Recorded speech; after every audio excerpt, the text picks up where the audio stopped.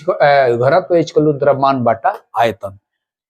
क्या कोई वस्तु है तो जरूरी है कि उसमें आयतन होगा?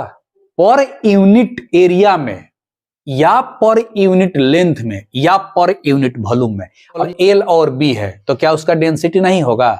उसका भी होगा। मान लीजिए कि हमारे पास ब्रेथ भी नहीं है, केवल लेंथ है, तो क्या इसका डेंसिटी नहीं होगा? इसका भी डेंसिटी होगा। तो इस तरह से डेंसिटी का यह बेसिक कंसेप्ट हुआ। यह आपको ऑब्जेक्टिव में दे देगा, कहेगा कि किलोग्राम पर मीटर स्क्वायर किस चीज का मात्रक है। इस कंसेप्ट को बचपन से दिमाग में बैठा दिया जाता है और आगे चल करके इसी कंसेप्ट को हम दिमाग में रखे रहते हैं तो ये चीजें समझ में नहीं आते कहीं किताब। अगर आप चैनल को सब्सक्राइब नहीं किए हैं तो आप चैनल को सब्सक्राइब कर लीजिए, लाइक कीजिए। Good morning students, welcome to my YouTube channel basic concept of physics. पिछले कुछ दिनों से स्टडी से रिलेटेड हमने वीडियो नहीं डाला है, उसका कुछ कारण है और आज हम एक बहुत ही छोटा topic but very very important topic के बारे में आपसे जिक्र करेंगे, जिसको हम लोग बचपन से पढ़ते चले आ रहे हैं और बचपन में जो कुछ सीखे हैं, जितना सीखे हैं वो बिल्कुल सटीक चीज है, लेकिन उसमें कुछ मिसकंसेप्शन है जो आगे चल करके अगर उसी का हम अप्लाई करते हैं, वही बात दिमाग में बैठी रहती है तो आगे चल करके उसमें कुछ दिक्कतें उत्पन्न हो रही है। तो इसके लिए जरूरी है कि वो जो टॉपिक है उस टॉपिक का मैकेनिज्म को अगर हम समझ लेंगे तो हम यह बात आगे चल करके जो क्लास में कंफ्यूजन होता है या पीछे से जो सीख करके आए हैं और उसी कंसेप्ट को आगे अप्लाई करते हैं और कहीं वो फेल कर जाता है, तो उस कंडीशन में उस कंसेप्ट को हम लोग क्लियर करेंगे। वह टॉपिक है डेंसिटी, घनत्व। घनत्व, डेंसिटी, यह जो शब्द है ये पूरे थ्रू आउट फिजिक्स में इसका प्रयोग होता है। इसका प्रयोग 8 क्लास से ही शुरू हो जाता है और आगे जितना भी पढ़ते जाइएगा डेंसिटी के बारे में आपको जानकारी मिलती जाएगी। तो मुख्य रूप से हम लोग जब बचपन में शुरू करते हैं पढ़ाई तो 7-8 आते आते जो डेंसिटी है उसका हम लोग परिभाषा क्या पढ़े हैं? घनत्व इक्वल टू द्रव्यमान बटा आयतन, यानी कि density equal to mass by volume. यह हम लोग चीज बचपन से पढ़ते चले आ रहे हैं कि जो घनत्व होता है वह द्रव्यमान बटा आयतन, यानी कि किसी वस्तु के द्रव्यमान और उसके आयतन का अनुपात होता है। तो अब यहां पर दो चीजें हैं, एक है द्रव्यमान और एक है आयतन। तो इसके बारे में, मास के बारे में हम बहुत पहले ही बता चुके हैं कि यह जो है फंडामेंटल क्वांटिटी है, माने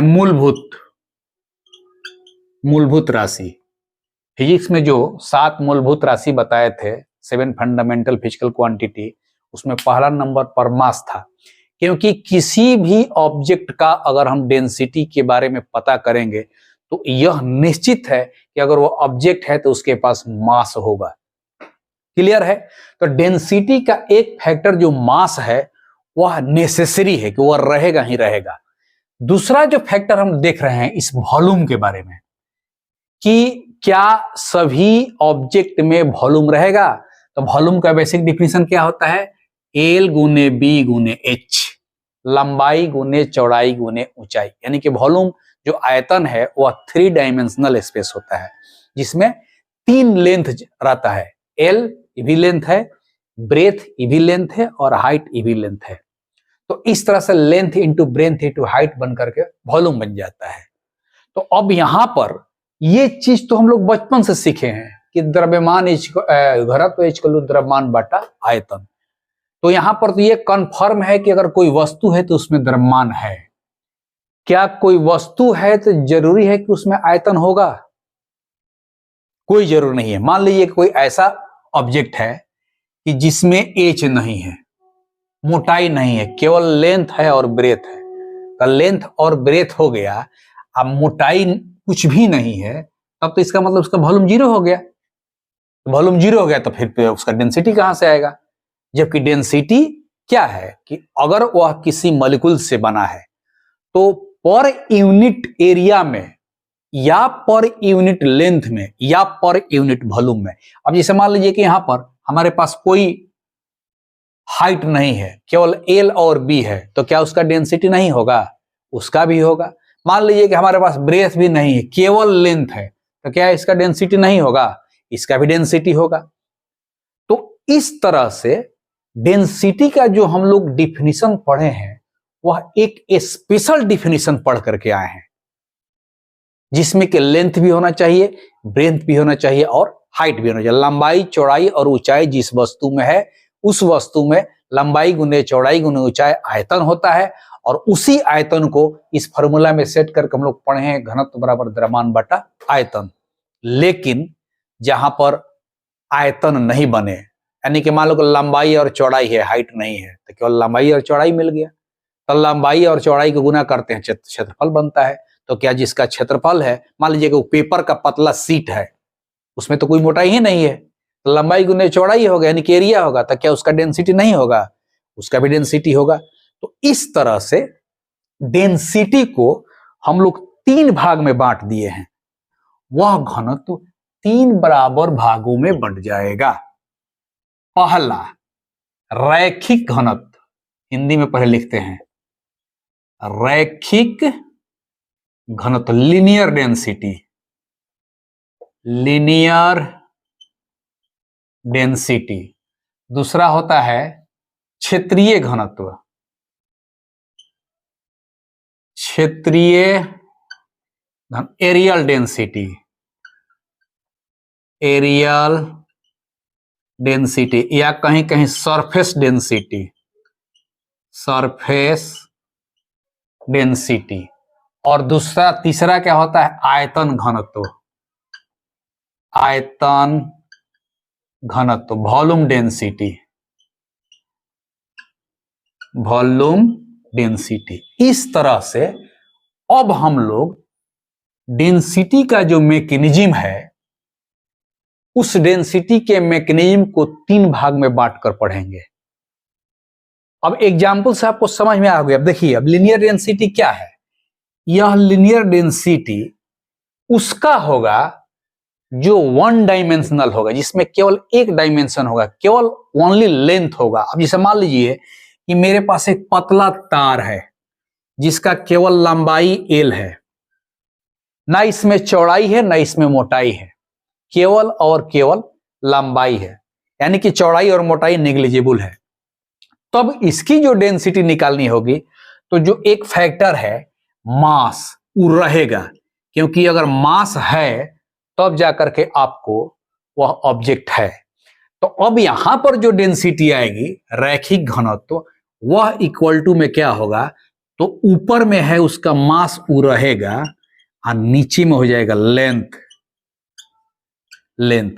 तो रैखिक घनत्व का फॉर्मूला होगा मास बाय लेंथ, यानी कि क्या हुआ कि उसके पर यूनिट लेंथ का जितना मास होगा, यानी कि पर यूनिट लेंथ में जो उसके मॉलिक्यूल होंगे उसका मास होता है। अब यहां पर इसका एसआई यूनिट क्या होगा? एसआई यूनिट क्या हो जाएगा इसका? एसआई यूनिट अगर हम लीनियर डेंसिटी लेंगे तब मास का होता है किलोग्राम, अब बाटा होता है मीटर। तो क्वेश्चन में कहीं किलोग्राम पर मीटर दे दे तो कंफ्यूज नहीं करना है, यह ऊपर में मास है, नीचे में लेंथ है, तो यह लीनियर डेंसिटी का एसआई यूनिट हो गया, यह लीनियर डेंसिटी का आपका फॉर्मूला हो गया। क्लियर? ठीक उसी तरह से यहां पर कोई मेरे पास एक सीट है जिसमें कि यह लेंथ है और यह ब्रेथ है, ठीक है, लेकिन इसमें हाइट या मोटाई नहीं है। तो जाहिर सी बात है कि जब लेंथ और ब्रेथ है तो इसका क्या दे दिया है? एरिया, एरिया मिल जाएगा, क्योंकि लेंथ इंटू ब्रेथ को करेंगे तो मिलेगा एरिया। तो उस कंडीशन में जो एरियल डेंसिटी होगा वह होगा, मास ऊपर रहेगा, नीचे क्या हो जाएगा? एरिया। अब इसका ऐसा यूनिट क्या हो गया? क्या हो जाएगा? ऊपर का मास है केजी और नीचे में मीटर स्क्वायर।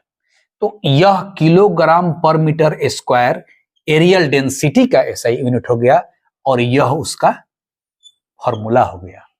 उसी तरह से इसका क्या होगा कि जहां पर थ्री डायमेंशनल स्पेस हो, यानी कि लंबाई चौड़ाई मोटाई तीनों हो जाए, इस तरह से थ्री डायमेंशनल स्पेस, यानी कि हाई लेंथ हो गया और हाई ब्रेथ हो गया, हाई हाइट हो गया, तो अब इसमें क्या हो जाएगा, तो इसमें हो जाएगा वॉल्यूम, कैसे, L into B into H.